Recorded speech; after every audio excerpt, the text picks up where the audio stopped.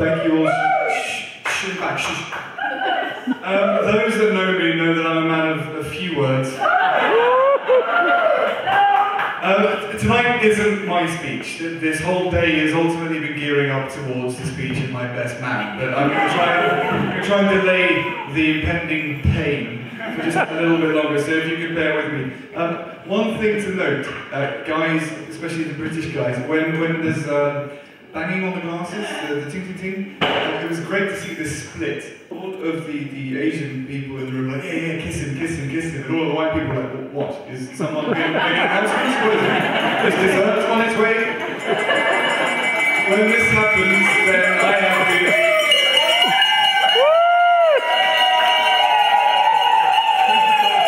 Yes, it's Chinese tradition that I have to kiss my bride.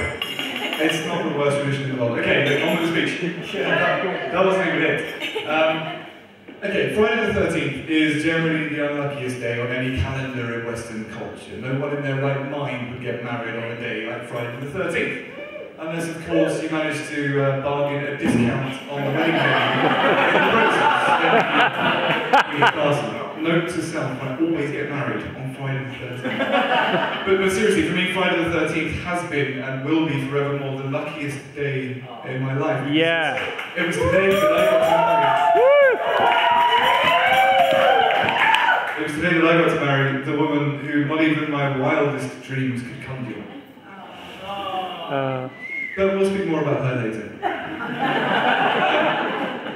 My speech is one of thanking people. So I'd like to start off by thanking my parents, Robert and Diane, and my step-parents, Fiona, who's my dad's partner, and Michael, who is my wife's... who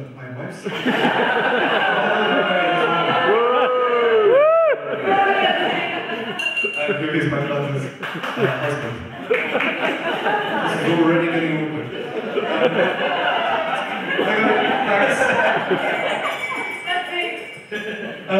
For these guys, the unending, the limitless love and support that you've given me my entire life, I can only sincerely thank you.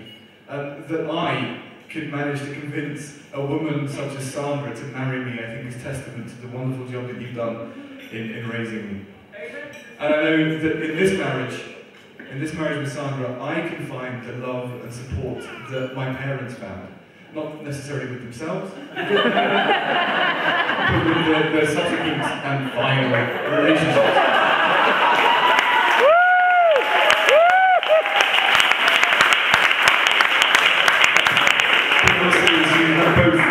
Separately set a template by which I can only hope to live my married life.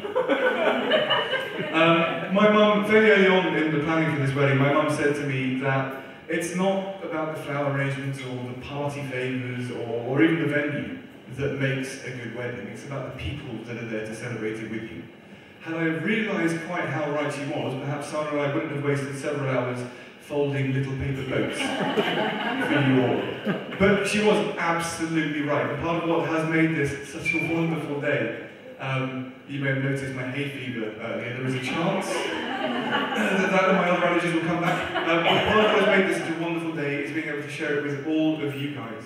So to all of you, to those who flown in from Houston and Austin and San Francisco and Los Angeles, of course from Sydney, from Adelaide, from Basel in Switzerland, from Devon, from the London, and also, of course, from Thanet. Anyone else I missed? Dorset. Oh, Birmingham and Dorset. Wow, any lost? Yeah, Brighton was really nice. But really, to all of you people, thank you so much for taking the time out of your lives to come and share and celebrate the beginning of our lives. There are going to be some toasts, but yeah, not quite yet. Okay, there are, of course, as great as it is to have all of you here, there are, of course, people that can't be here today. People like Sandra's really good friends, Ben and Alison, who are embarking on the next stage of their new lives, of their new family, with the imminent arrival of a child. Like my auntie, uncle and cousins, Ken, Jackie, Kelly, her husband Russell, and Stuart, who are all celebrating Stuart's graduation today in Manchester, as he takes the next step in his life of becoming a man and the success that he deserves. There's also my stepbrother Jake, whose employer unfortunately hasn't seen how beautiful Sandra is and how awesome we are as a couple, so I didn't give him the time off of work. We miss him, but we'll let him off with that much. But then, of course, there are other people who we've all had to celebrate their lives in their untimely absence. People like my grandparents, David, Frida, and Arthur, whom I would dearly have loved to have seen me marry such a beautiful woman as Sandra. There's a cat in here or something. Sorry. Yeah, so my grandparents would have been great to share this with. But of course, Mr. Johnson Chui, who Denver did such a great job. Thank you for speaking on his behalf. He's the dearly missed father of April and Sandra and Denver and Judy. To not have had the opportunity to thank the man who, with the help of his loving and caring wife Mandy, shaped the woman with whom I am so absolutely in love with today and yesterday and for all of our tomorrows. It's such a shame that I won't ever get to do that. But thank him anyway I shall. So if you will, join me. Stay seated because there are a few toasts. But for the first of my toasts, and that is to absent friends. Absent friends.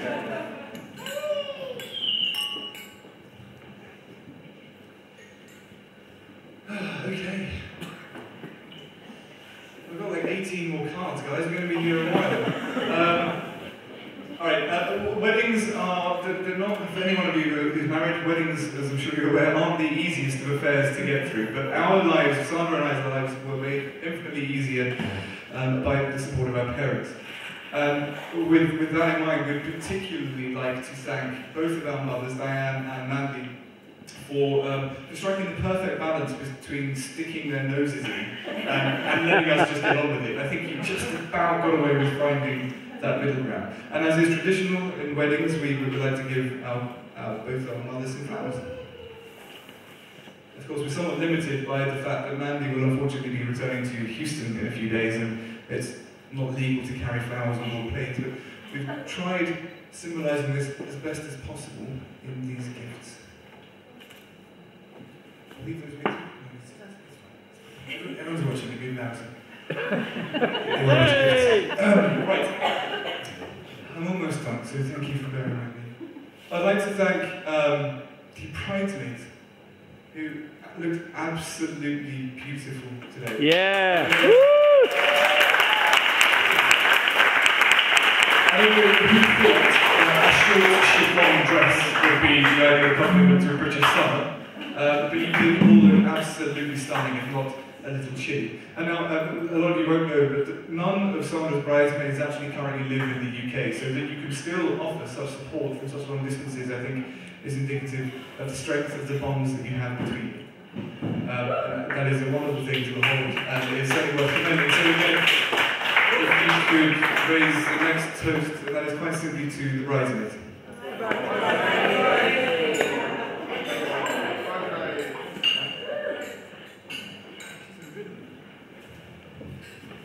To my groomsmen next, to Chaz, my best man, who has done nothing but threaten me with the content of the best man speech since I asked him to take odious responsibility.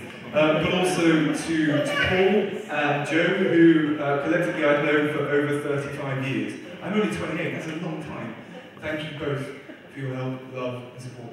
And to my little brother Sam, whom I've only known for 18 years, but that's no fault other than your dear childlike age.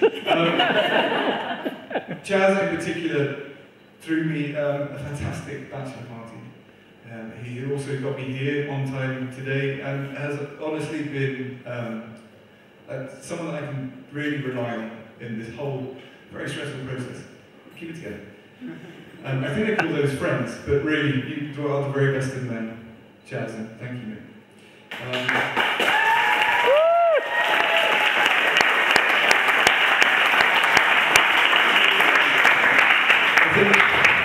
think that's pretty much every...